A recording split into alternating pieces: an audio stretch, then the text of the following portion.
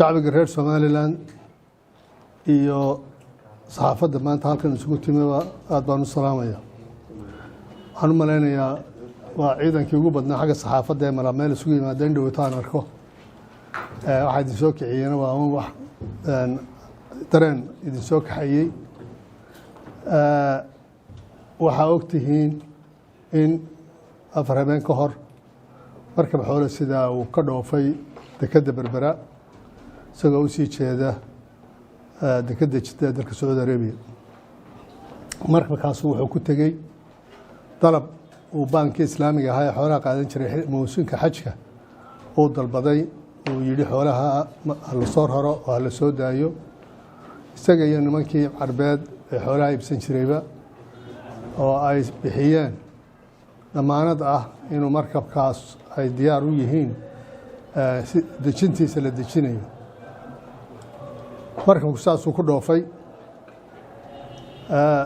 dowladda Muqdisho markay ka warashay in markabkaas Berbera ka dhoofay duulaan ballaadhan baa la qaaday ilaa iyo wasiirkii wasaaradda xanaanada xoolaha wuxuu u dhoofay Sacuudi Arabiya dalka Jidda ayuu u dhoofay. wuxuu culays weyn iyo dagaal weyn uu saaray in markabkaas aan la rogin. wuxuu kaloo gaar ahaan ula soo hadlay ragga maxaajiirta waddanka ku yaala isagoo ku hanjabaya inaan wax xoolo Somaliland ka dhoofayo warqadda maxaan ku raadin dowladda Muqdisho sidan ka degi doonin maxaan ku raadin dekedaha Sacuudi Arabiya. markabkaas ilaa iyo hadda wuxuu taagan yahay Jidda. weli xaaladiisuna waxay ku sugan tahay waa bayna daalikeyn. qoladii markabka raratay ee baankii iyo nimankii ganacsatada ahaa ee Carbeed waxay aad iyo aad uga dagaalamayaan in xoolahooda la celiyo. wasiirka ka socda dowladda Muqdishona wuxuu dagaal ugu jiraa inaan xoolaha la dejin. xaaladdu markabka uu ku sugan yahay waa sida. waxaan markaa xukuumad ahaan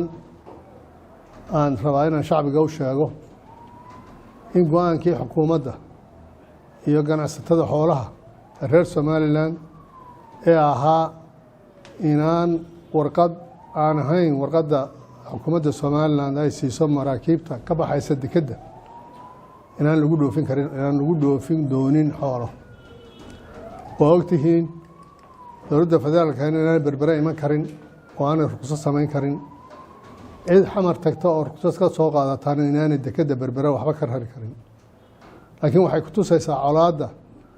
ay xukuumadda Muqdisho ku sugan ay shacbiga iyo ummadda reer Somaliland ay u qabto ay u hayso. waxaana inala gudboon inaynu dareen ka lahaano halka ay colaaddu ay ka taagan tahay markaa damacsan inaynu wada hadallo oo waxa inoo dhexeeya inaynu wada hadal ku dhammaysano. waxaa kaloo aan ku wargelinayaa shacbiga reer Somaliland iyo dadka xoolaha dhoofiyaba meel kasta oo xuduud ah oo ay xoolo maraan waxaa lagu dhaqayaa sharciga Somaliland. waxaa ka mid ah xadka Lowyacaddo ayaa ka mid ah. xalaale wixii xoolo halkaa maraya waxay ijraa'aad ahaa ee laga qaadi jiray xoolaha dekedda Berbera ka dhoofaya ayaa laga dhoofaya hadday caafimaad tahay iyo hadday cashuur tahay iyo hadday khidmad kale tahay. waxaa kaloo aan u sheegaynaa xoolahaasu markay xadka ka tallaabaan inaanay dib ugu soo noqon doonin Somaliland inaanay dib ugu soo noqon doonin. xoolahaasu waxaa loo aqoonsanayaa xoolo dhoofay oo dal kale u dhoofay. sidaa darteedna aan la ogolaan doonin inay xoolahaas Somaliland dib ugu soo noqdaan.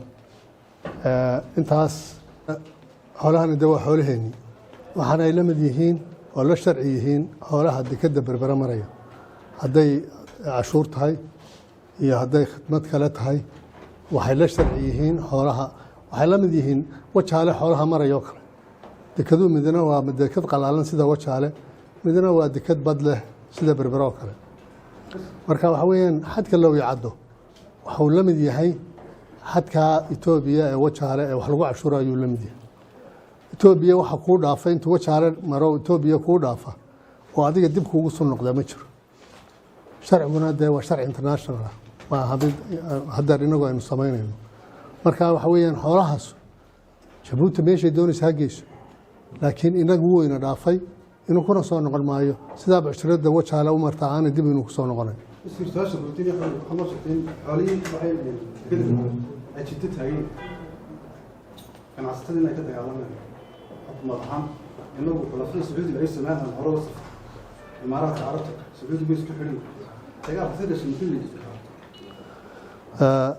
horta waxaan muddona way socdeen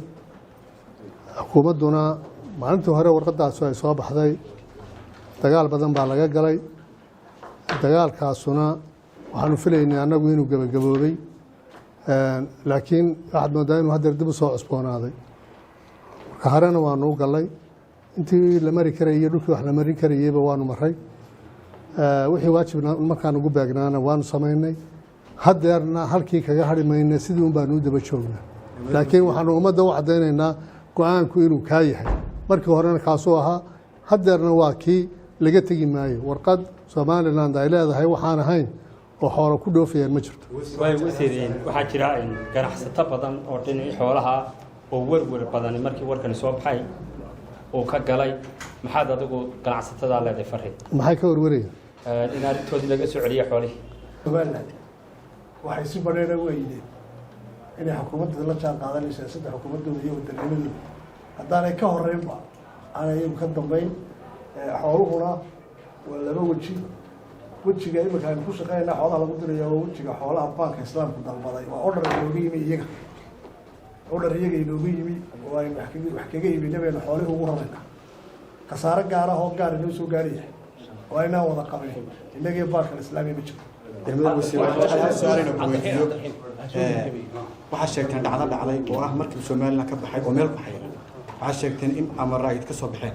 ninkii xoolo dhaqatada ahaa isaga farmaajo waxba kuma qusayaan somaliland uu ku dhex nool maxaa xal u ah ninkii neefkiisa ariga ah iibinayey ee sanadka dhan sugayey xal maxaa tayada labaad ee mudane wasiir waxa ka soo jeeda deegaanka Elafeen khashbada ka soo cusboonaaday xukuumaddu weli kama hada adoo afkii xukuumadda ku hadlaya adoo deegaanka ka soo jeeda ku hadlaya arrintaana oo shacabku u dhig taagaya waxaad ka oranaysaa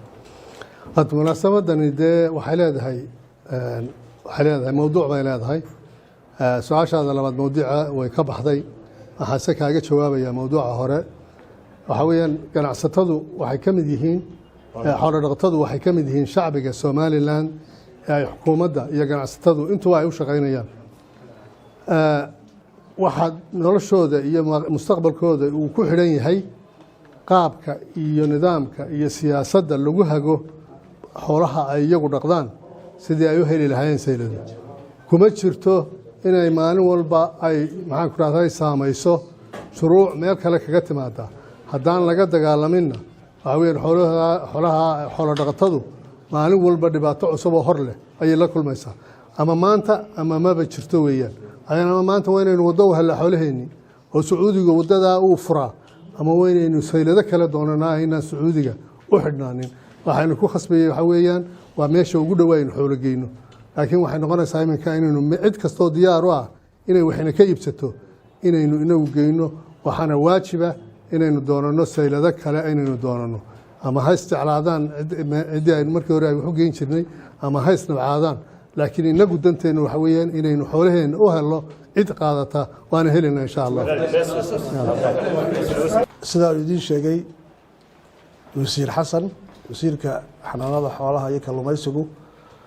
shir haddaanu ka soo baxnay oo ay isugu dhammaayeen wasiirada iyo madaxweynaha iyo ganacsatadii xooluhu waxaanu go-aansanay intaa uu idiin sheegay waxaan intaa ku darayaa dowladdii xamar dagaalkii siyaasiga ahaa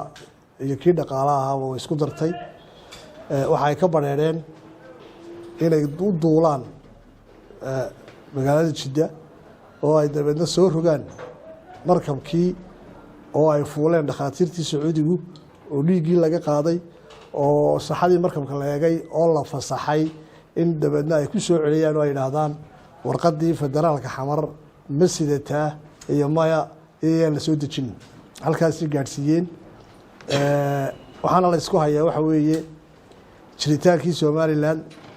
oo labadayada oday imika halkaa fadhinaa labadii warqadood ee aanu saxeexnay oo kala ah warqadii caafimaadka xoolaha iyo warqadii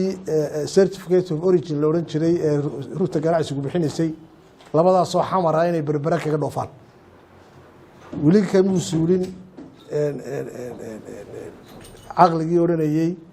xamar baa laga daaraa wax walba weli booliiska may bedelin mana ku qancin markaa sidaa uu wasiirku sheegay waxaanu si cad u sheegaynaa go-aankii aan hore u gaadhnay ee ah inaan dekeda berbera ka bixin ama deked kale oo Somaliland leedahay aanay ka bixin ogolaansho ama ruqsad Somaliland bixisa mooyaan haddaanu nahay ganacsatadii rugtii ganacsiga iyo haddaanu nahay ganacsatadii xoolaha waxaanu go-aankaa la qaadanay xukuumadda waana ka midaysanahay